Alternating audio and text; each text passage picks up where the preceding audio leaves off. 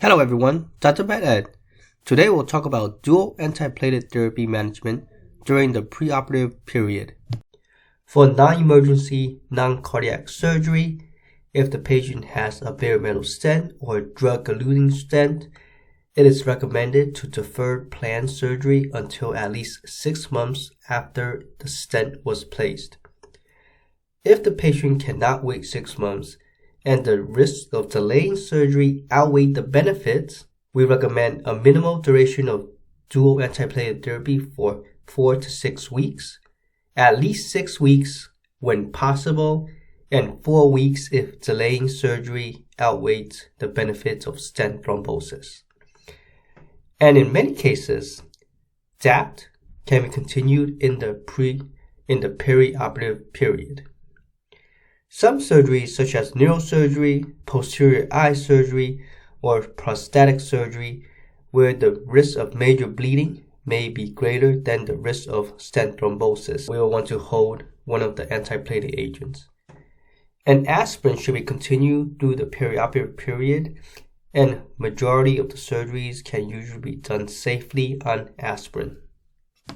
Here is a diagram that displays beautifully the management of aspirin or dual antiplatelet therapy during the perioperative period.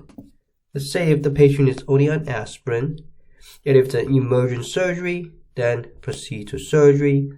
If it's an urgent or elective surgery, if the patient has high risk of bleeding or refuses blood transfusions, then one can stop the aspirin at least 5 days before surgery. But if the bleeding risk is normal or low, we recommend the patient to do the procedure on aspirin.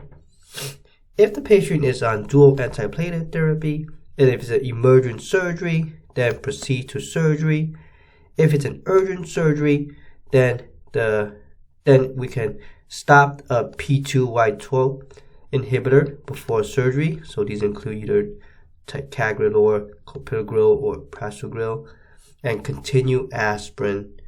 And we can consider bridging with cangrelor in patients who has most recent stents, or if they have high thromboembolic risk in these patients.